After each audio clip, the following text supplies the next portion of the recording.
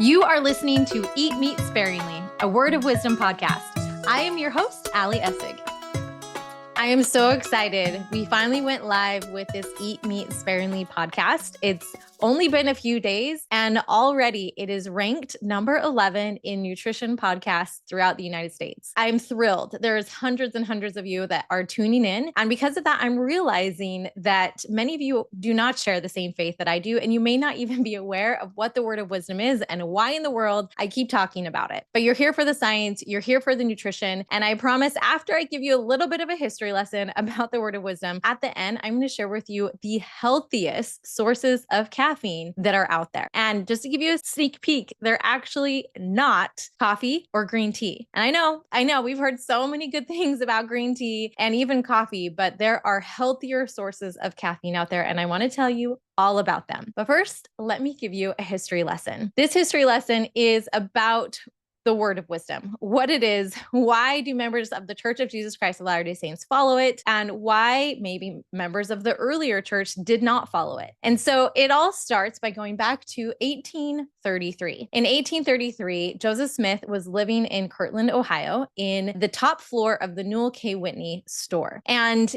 in that store, there is this little tiny room above there where he would gather together other leaders of the church to have what was called the School of the Prophets. Now, the School of the Prophets was a gathering meeting for them to teach each other spiritual principles so that they could be prepared for missionary work. He was basically training these priesthood holders. They were learning doctrine, they were discussing scripture, they were even receiving amazing revelations, and they were growing spiritually. But at the beginning, they would eat breakfast and then gather together in the room, and then many of them would pull out their pipes and start smoking tobacco. In fact, they said that the tobacco was so thick in that room that you could not even see from one end of the room to the other. Now, I've been in that room and it is tiny. And the fact that you wouldn't be able to see from one end of the other tells you what a toxic environment that was. And after they would smoke their tobacco, then they would put in some tobacco to chew on and they would spit it out. And they would often miss the spot where they were trying to spit into,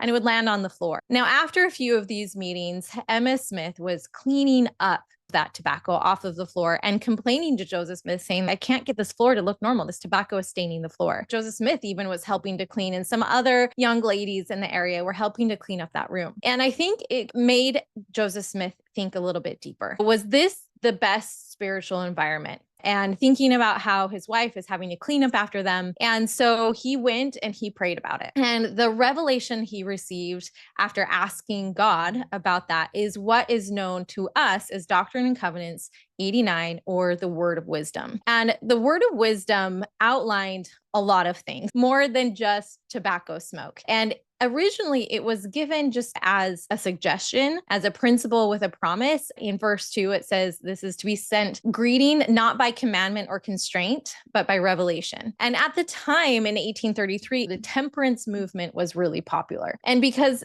during this time in history, just clean drinking water wasn't as prevalent as it is for us today. And so many children were also drinking alcohol. People would make their own alcohol. It was cheaper to turn wheat into beer than it was to actually sell wheat that would then later get rancid by the time it traveled to where it needed to go. And so many people were making their own alcohol and were drinking it. And it was causing a lot of problems in the community, a lot of problems among other people. And so there was this overall movement at the time to temper it, not to completely abstain from it. It wasn't prohibition, at least not yet. And so the movement was to like, okay, hey, let's make it so that we're not consuming so much, that we're more temperate in our alcohol consumption. And so it fell in line with that. But here's the thing, because some people say, was Joseph Smith just following the cultural norms of the day? And it went beyond just that, because what most people did in following the temperate movement was to then, instead of drink alcohol, to drink more coffee and to drink more tea. And at the time, it was deemed un-American to drink tea. It was more of a British thing. And so there was this huge shift towards drinking more coffee. It became a little bit less expensive around that same time. And so instead of drinking alcohol, that's where people turned to. But the Word of Wisdom went deeper than just abstaining from tobacco and abstaining from alcohol. It also said in verse 5, it says that inasmuch as any man drinketh wine wine or strong drink among you. Behold, it is not good. Neither meat in the sight of your Father, only in assembling yourselves together to offer up your sacraments before him. And behold, this should be wine, yea, pure wine of the grape of the vine, or your own make. So clearly it was still okay to drink alcohol at that time. In fact, at this time, it was written in Joseph Smith's diary that he had a beer with a friend. Even after receiving the word of wisdom, he didn't completely abstain. And in verse 7, it says, and again, strong drinks are not for the belly, but for the washing of your bodies. And again, tobacco is not for the body, neither for the belly, and it is not good for man, but is an herb for bruises and all sick cattle to be used with judgment and skill. And again, hot drinks are not for the body or belly. Now, hot drinks. At the time, the only type of hot drinks they were drinking was coffee and tea. So it was very clear to them that you should not be drinking coffee and tea along with alcohol and along with tobacco. Now, when Joseph Smith received this revelation, he presented it to the school of the prophets, and immediately they were smoking at the time, and they put down their pipes and decided not to smoke, not to chew tobacco during their meetings with the school of the prophets. Now, did they completely abstain from it from that point on? Most of them did not. They still occasionally would have tobacco, would smoke, and would drink. Again, it was more of a temperate movement at that time. Some people did. In fact, Hiram Smith is known that after the word of wisdom, he even believed that you should be eating meat a lot more sparingly. He was on my side on this, like, guys, let's stop eating so much meat. And not everyone had to follow. There was no requirement back then that you absolutely had to follow this to be a member, but there was also this general understanding that you don't get drunk, that you don't go overboard. In fact, some people were even excommunicated. They're excommunicated at the time for lots of different things, but they were excommunicated for getting overly drunk at that time. But then it was really easy to join the church again back then when things like that would happen. Nowadays, it's a little different. In fact, if you were fast forward to history back in 1921. Now, if you look at what's going on culturally, this is the Prohibition movement. This is around that same time. And President Grant was now the prophet of our church. So Joseph Smith had long since passed away, and we'd had a few other prophets in between. And now it was President Grant. President Grant, fun fact, was a vegetarian. He read the word of wisdom and wanted to follow it literally. He was like, guys, kind of how I feel sometimes. This is amazing. This is an incredible health code. We need to follow it completely. And he kept telling these saints that we should not be drinking tea and coffee. We should not be drinking alcohol. And there are many saints still drinking, just trying to be more temperate in it, but still drinking these things, still smoking. And so he made it a requirement that in order to go to the temple, it was finally in the handbook in 1933, in order to attend the temple, you had to follow these principles. And the principles that were outlined were abstaining from tobacco, abstaining from alcohol, abstaining from coffee and tea. And it didn't mention anything about temple attendance and eating meat sparingly, because that is kind of a hard, sparingly is no like hard, fast, yes or no, you're doing it or you're not. It's like, what's sparingly? I don't know. So it was not part of the requirements for entering the temple. And I think because of that, a lot of people ignore that part. That's why I get really excited to teach the benefits of following it. Just because it's not a requirement to enter the temple, you can still receive blessings by following it as outlined in the word of wisdom. And it still pleases the Lord if we try and follow it, as he mentioned in the word of wisdom. In fact, in verse 12, it says, yea, flesh also of beasts and of the fowls of the air, I, the Lord, have ordained for the use of man with thanksgiving. Nevertheless, they are to be used sparingly. And it is pleasing unto me that they should not be used only in times of winter or cold or famine. And then going down to verse 15, and these hath God made for the use of man only in times of famine and excess of hunger. All right, let's talk a little bit more about the hot drinks. Because I think for a lot of us members of the church, we're like, hot drinks? Why? There's something deeper about the word of wisdom. This word of wisdom is not just a health code. And you need to understand this principle in order to completely understand the rest of it. Because throughout history, God has made promises with his covenant children, with people who follow him really devotedly.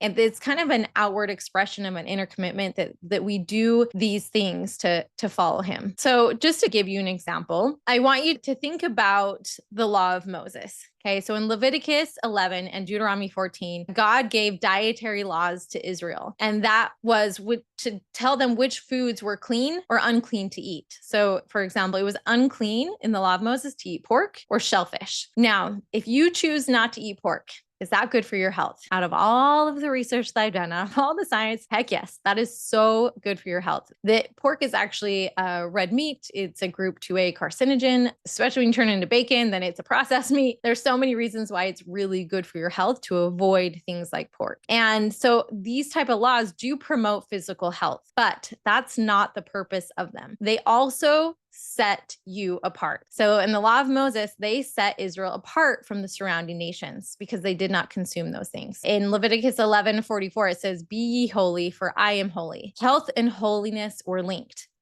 And just like in the school of the prophets, in order for them to talk about more sacred things, in order for them to have more sacred revelations, health and holiness needed to be linked. They needed to stop smoking all of that tobacco. And then if you think about even the Abrahamic covenant and circumcision is introduced with Abraham in Genesis 17, and it was a physical sign that someone belonged to God's covenant. It wasn't just about health. And we know now with science that usually when people are circumcised, especially during that time, that it was a healthier choice. There would be probably less infections over time, but it was also a visible commitment to God's law and made them stand out. Although I often think about circumcision, I'm like, but who's showing other people their privates? Like it was a very private way to stand out, but still, nevertheless, it did make them stand out in the world. And us choosing to abstain from coffee and alcohol, it can be a private matter. We don't even have to tell anyone that we're doing it. I rarely, unless I'm out with friends, it's not something I'm talking about every day that I'm choosing not to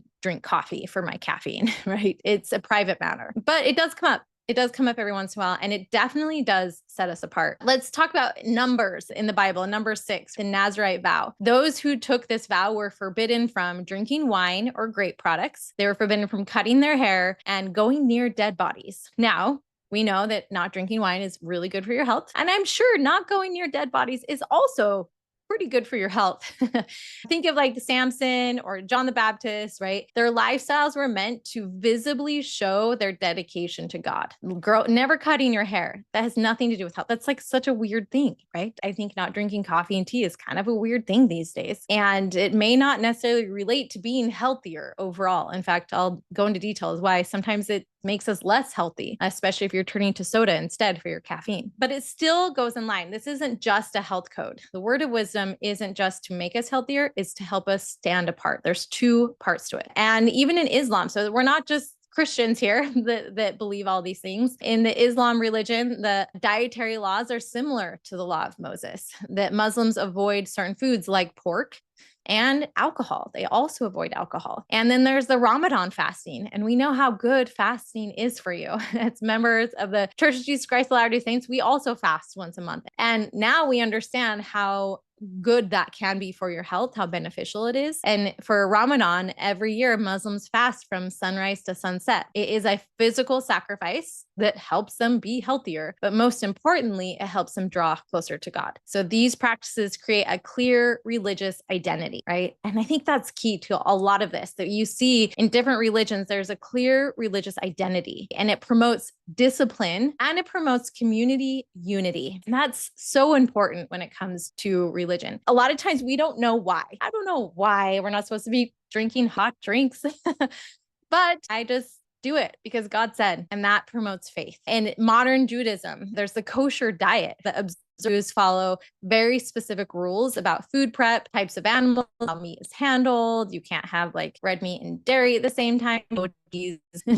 This sets you apart. Let your lifestyle quietly witness your faith. And I really want to dive into some aspects of the word of wisdom that because we choose not to consume alcohol, and then on top of that, we choose not to drink coffee or tea, a lot of times, and especially in the past, our next choice is usually soda. Now, I've heard this through the grapevine, so I don't know if it's actually true, but I'm going to just tell you what I've heard through the grapevine. And that was around the 90s, early 2000s. There's been this shift in our culture. It used to be growing up for my parents and for me that it wasn't just avoiding coffee and tea. It was kind of viewed as let's avoid caffeine. in general. Caffeine seemed like a bad drink, but we knew it wasn't explicit. No one ever said. It was just, we don't drink or consume or eat anything that's addictive. It's tobacco's addictive, drugs are addictive, alcohol's addictive, coffee and tea is addictive. So maybe it's that addictive aspect of it that we're trying to avoid. And coffee or caffeine can be very addictive. And so it was offset that many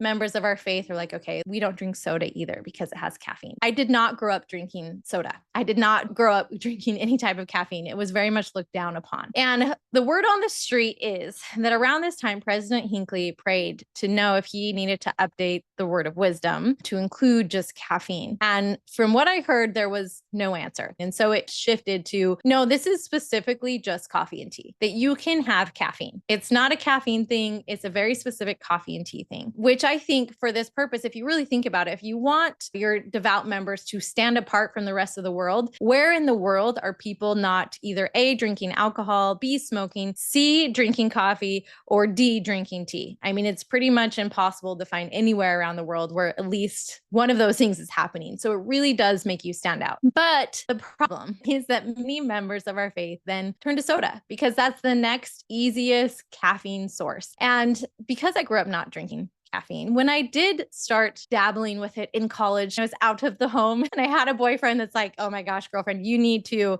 drink some Diet Coke. And I did. I started drinking it. I'm like, oh my gosh, it's really nice to have energy, like especially on a road trip, especially when you need a little bit of extra energy. Like caffeine is amazing. I can't believe I've been missing out on this my whole life. I never was the type of person to get addicted. I can see why people do, because when you're tired, it's so quick, it's so easy, and you can easily access soda. But I want to talk to you about caffeine and about healthier sources of caffeine. When I read the book, How Not to Die, I was sad. I was happy and sad. The whole time I'm reading the book, How Not to Die, this whole time I'm like, oh my gosh, this is the word of wisdom. He talks about all of the benefits of eating meat sparingly or not at all. That if we were to eat less meat, I'm like, the word of wisdom, until it gets to the whole section about green tea. And he talks about all the benefits of green tea. And I was kind of mad. I'm like so frustrated that our church is making us not drink coffee or tea. And green tea is really good for you. And I could be receiving all these benefits. In fact, for the standard American, just the normal, regular American, did you know that they get most of their antioxidants in their diet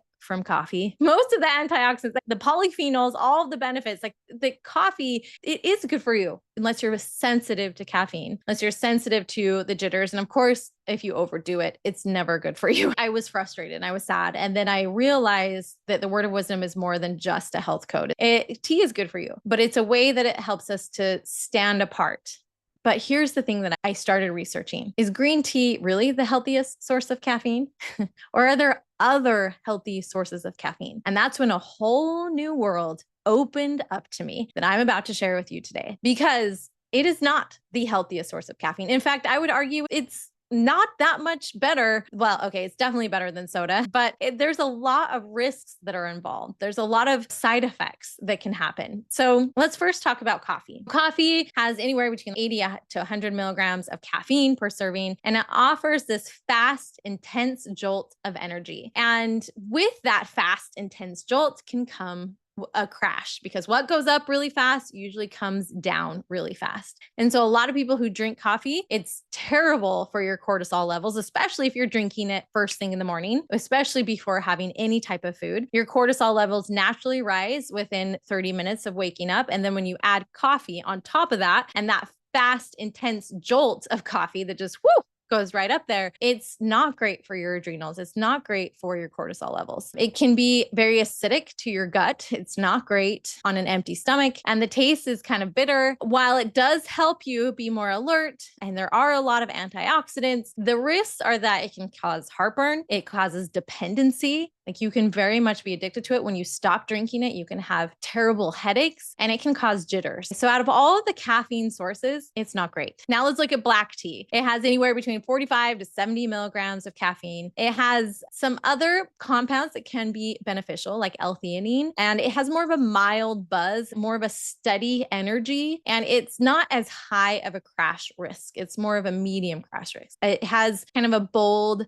taste to it, and it is rich in antioxidants. However, it can stain your teeth. It has a diuretic effect, which basically pulls excess water from your bloodstream into your urine. Now, green tea, as it has been researched widely because there's so many benefits to it. It's just really a popular use of caffeine. There's coffee, black tea, green tea. Green tea is the healthiest of the three. And even another source of that is also known as matcha, where you're actually consuming the whole leaf instead of just seeping the leaf. Now, the caffeine in green tea is known as EGCG, and it also contains L-theanine. Now, EGCG has been used in a lot of other products. You can see green tea extract, or you'll also see the EGCG. In fact, a lot of popular products that I know members of my faith are still drinking, like Perk Energy and other things, that the caffeine can come from that green tea. And it's more of a calm alertness. It's a little bit less of a crash risk. In fact, a lot less of a crash risk, but it still can irritate an empty stomach. It supports your metabolism, your brain health. And the only side effect really is that it can interfere with iron absorption. There's a lot of antioxidants in green tea. But like I said, there's so much better caffeines out there. First, before I talk about the really good caffeine sources, I want to first talk about Coke and Pepsi and Dr. Pepper and Mountain Dew and just compare them and their type of caffeine. So you can compare what most people turn to when they're avoiding coffee, black tea, and green tea. So Coke, for example, just regular Coca-Cola classic, it has around 34 milligrams of caffeine, and it also has a lot of sugar.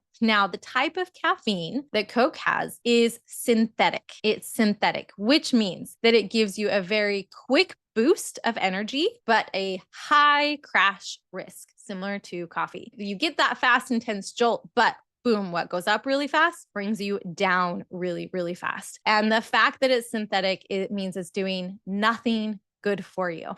In fact, soda is considered an ultra processed food, and it contributes to so many chronic diseases, anywhere from fatty liver disease to increasing your risk of diabetes, increasing your risk of heart disease, increasing your risk of even cancer because of that quick, huge rise in your glucose levels. It also is terrible for your gut with all that sugar. There's no nutritional benefits, and it can also hurt your teeth, that enamel erosion. So the big sugar spike, the big crash, is terrible for you. Diet Coke, similar lines, except for that you may not get that big sugar rush, but it's the aspartame, is that artificial sugar, that quick alertness. It's also a synthetic form of caffeine, meaning there are absolutely no benefits. In fact, you have higher risks with that synthetic caffeine. It has a high crash risk. It can harm your gut microbiome because of the artificial sugars in there. And there's just nothing great, right? It's not going to help your health in any way possible.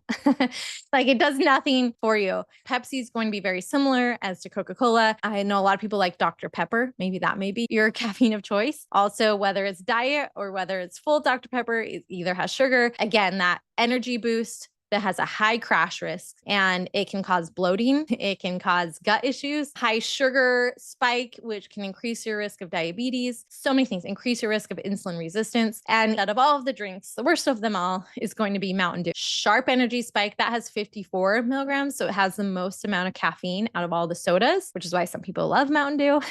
But it has that huge spike, and it's really hard on your blood sugar. It is really hard to get that big artificial spike. It's synthetic caffeine. It's not good for you. High sugar caffeine combo creates insulin resistance. Okay. So if there's one thing that you can do in listening to this entire podcast, it is to cut out soda of your diet. If you can just cut it out, that would improve your health in so many ways. And this is the point of this whole podcast episode, is I'm here to teach you, well, there are better ways to consume caffeine to get the energy that you need. I hear you, mamas who are up with their kids either late at night with your teenagers and up early in all hours of the night with your newborns. I know it's so hard. It's so hard when you just feel tired all the time. You just need a little bit of energy. And we are wanting to be faithful to God. We're wanting to be as faithful as we possibly can and not consume things like green tea and coffee. But what other options are there?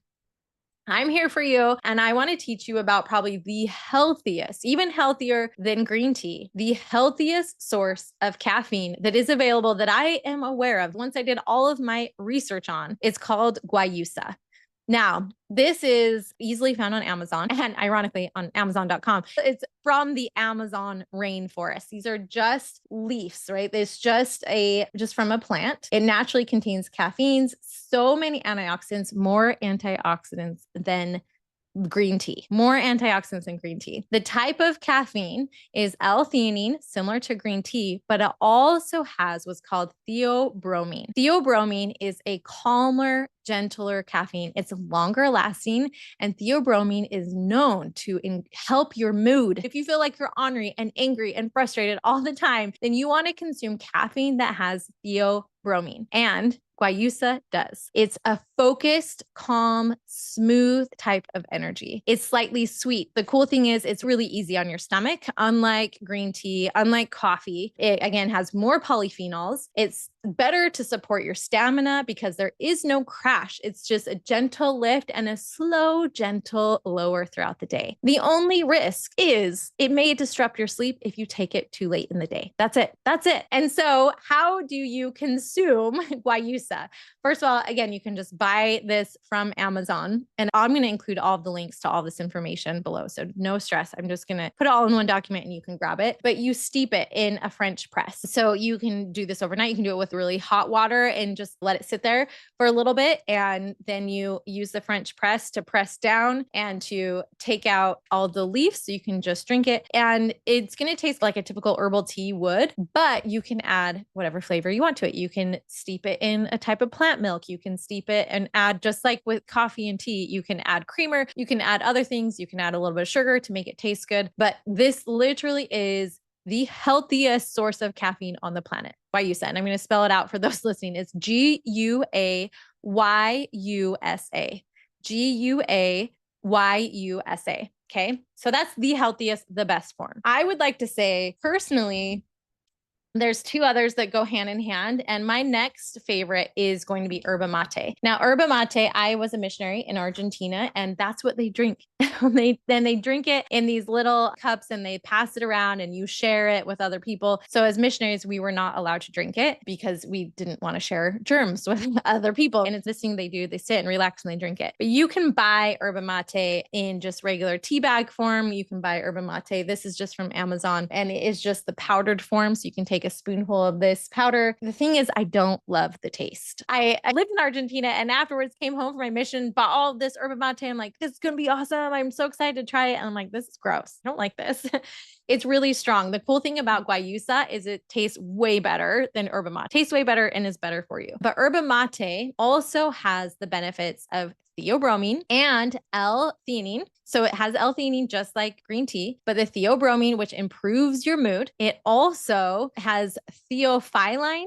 And it gives you not only balanced energy and mental clarity, it has that slow lift, that longer lasting energy, that gentle letdown, but it can take away your appetite, which is cool. And so does guayusa, just so you know, guayusa can also take away your appetite. It helps you focus a little bit more. And I was thrilled. I was so thrilled when I saw on Amazon a product called Live Mate, Livmatte, that makes yerba mate taste like lemonade. It's just a powder and it's really strong. So you don't want to take a full scoop. I only do half a scoop because a full scoop is like 100 milligrams. It's like a premium cup of coffee. You do not need that much caffeine if you're not used to it. So a half a scoop of this, it tastes just like lemonade. And I love it. This is like the easiest, quickest form of caffeine that I am loving these days. And then there's other sources of caffeine that you may not have heard of that are also really good for you. And that is yaupon tea that you can buy. It's Yaupon tea. The cool thing about yaupon tea is that it is North America's native caffeine. It is like the one plant that is grown in North America, and it is natural, a natural habitat, and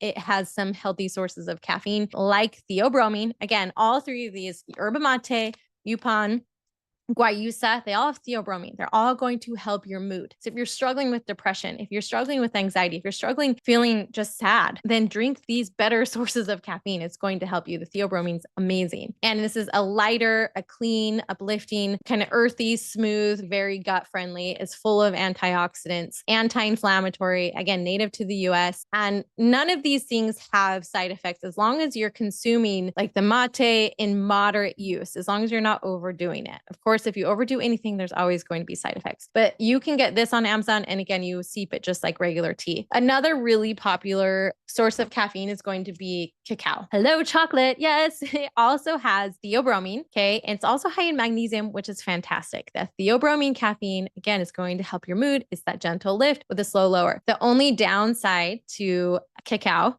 is that it has the least amount of caffeine out of everything we just talked about. So for example, yerba mate has 40 to 85 milligrams of caffeine per serving, depending on what you're consuming. Guayusa has 50 to 70 milligrams. Yaupon has 30 to 60 milligrams. And cacao has about 10 to 20 milligrams. So just a smaller amount of caffeine, which is a great place to start if you're not used to caffeine. And to give you an example, black tea has 45 to 70 milligrams of caffeine and green tea has 25 to 35. So you're in that category. Creo Brew offers a fantastic version of a way to brew cacao. It's just basically the coffee, the roasted coffee beans. And you would roast this just again, in any of these things, using a French press is probably the best way to actually be able to drink these things. But I've also blended this into a powder and just like hot chocolate, made it into a powder. And you can even use just cocoa and use that as your source of just naturally occurring caffeine. It's a very small amount of caffeine. You're not going to get this like crash. It's just a healthy, gentle lift in your spirit because it has theobromine in it as well. And then on top of that, we have other things that may not have caffeine, but are known to help you adapt to stress. And so they're called adaptogens, and you can drink adaptogens. You can add them to your food. There's things like ashwagandha, like rhodiola, maca root, reishi mushrooms, holy basil, licorice root. There's so many different things. Lion's mane mushroom, cordyceps mushroom, all of these things will energize you. Some of them, like lion's mane, is more of a focused calm, but these things will help give you energy without caffeine. There's absolutely no caffeine in adaptogens, but they give you a natural sense of energy. And they help your body adapt to stress. They're called adaptogens because they help you adapt to stress. They're just a mix of herbs and mushrooms that are known to support your body. You can buy things like this rasa, which has the cacao, right? So it has that theobromine, that little bit of energy, and it also has adaptogens in it. So we'll have a mix of things like the mushrooms and the ashwagandha and the rhodiola, things like that. There's a ton of different varieties that you can buy online. Things like that have a mix of yerba mate in it and other type of adaptogens, all of these other types of products. If you're not watching on YouTube, I'm showing them on the YouTube version where you can buy different drinks that have, again, these healthier sources of caffeine. There is one source of caffeine I forgot to mention, and that is guarana. So guarana is the caffeine that is usually used in energy drinks, which makes it, because honestly, ounce per ounce, you can put this tiny, I'm going to show you, it's like not even a teaspoon, this tiny little amount of caffeine, this tiny little teaspoon has more caffeine in it than 2 cups of coffee. It's kind of insane. And it is just a plant. It's just a normal plant. The plant actually looks like an eye. It's like a little kind of berry that has the look of an eye. It actually is good for your eyesight, as long as you don't overdo it. In its natural form, guarana, it has the most amount of caffeine, anywhere between 90 to 200 milligrams, depending. It also has theobromine. It also has theophylline, which again has this longer lasting energy. But because there is so much caffeine in the guarana, it does have a moderate crash risk. Like it can bring you up and it can really bring you down if you drink too much of it. It's also bitter in its raw form. It's usually pretty good on your gut, on your body. It's popular in the supplements or energy drinks, which means it usually comes when it's in energy drinks with a lot of sugar. And that's not going to be great. Just like any other type of soda, it's going to be a better type of caffeine than synthetic caffeine, hands down, but it can cause overstimulation. It can cause insomnia. If you drink too much of it, it can increase your risk of high blood pressure. Again, if you drink too much of it. But I would much rather, if you like need a lot of caffeine, instead of choosing an energy drink, just grab guarana powder and put it in water and drink it. And that's going to be way better because you're not going to be drinking it with the sugar, with all of these other things that aren't great for your body. The point of all this, of sharing all of these other type of caffeines, because I get obsessed. I get obsessed about finding better sources of caffeine, because all of you faithful members of the Church of Jesus Christ of Latter-day Saints who are wanting to follow the word of wisdom, who are wanting to show God that you are faithful in even the little things of not drinking, you're not going to drink coffee or tea, but we're choosing other things that are not great. They're not honoring our body when we're choosing soda. And I want you to think what choices best reflect your desire to honor God, but to also honor the body that God gave you. What choices can you choose will help you grow closer to Him, but will also help you live the best life possible, like to be clean in your own body, to be as healthy as you possibly can so that you can feel the Spirit more strongly in your life. This is a principle with a promise. And while it does say in that short little verse, in verse 9, and again, hot drinks are not for the body or belly, referring to coffee or tea. In verse 10, it says, and again, verily I say unto you, all wholesome herbs. There are amazing wholesome herbs out there, whether it be yerba mate, whether it be guayusa, whether it be cacao. There's so many other options that you can be drinking that are better for you than soda. And I encourage you to dive deep into it to find the benefits of living not only the word of wisdom, but also honoring your body. In 2 Corinthians 6:17, it says, wherefore come out from among them and be ye separate, saith the Lord. Yes, we are asked to be separate. Yes, we are asked not to drink coffee or tea. Does it make sense? Is it a healthier choice than soda? Hands down. But there's a reason behind it. And if we trust God when it doesn't make sense, when we show that we are willing to sacrifice something even small just to show our love, and that we're living our identity as His disciple, even when no one else sees, even no one else knows, but your quiet daily discipline, that it opens the door for revelation, for spiritual strength, and for protection. Just like He promised in D&C 89:18-21. If we want more protection, if we want more spiritual strength, and if we want more revelations, just like for those in the school of the prophets, once they stopped smoking all of that tobacco, they had some amazing revelations. And we can too, if we both honor God and honor our body. Let me know if you have any questions or if you want to learn more about this topic. I know I went a little bit over time. I just get obsessed about wanting to teach healthier sources of caffeine. So even if you're not a member of my faith and you want to learn more about healthier sources of caffeine, I challenge you to buy some off of Amazon, start experimenting with them. A lot of these things you can actually make in your coffee press too, and you'll receive the healthier benefits of a more longer lasting, sustained energy to get you through your day, and that also will honor your body so you can be healthier. All right, I'll see you next week. Thank you for listening to Eat Meat Sparingly, a Word of Wisdom podcast. I'm your host, Ali Essig. And if you need more help and support with transitioning to eating more plants so you can lose weight and feel better, improve your gut health, and just reduce your risk of chronic disease, then make sure to check out my PlantWise membership. That's PlantWhys, because I like to teach the why behind eating more plants. But if all you need is just a couple more delicious recipes that feed your family and everyone loves, and not to mention super simple and easy, then make sure to check out my YouTube channel, which is also PlantWise, PlantWhys. Hope to see you there.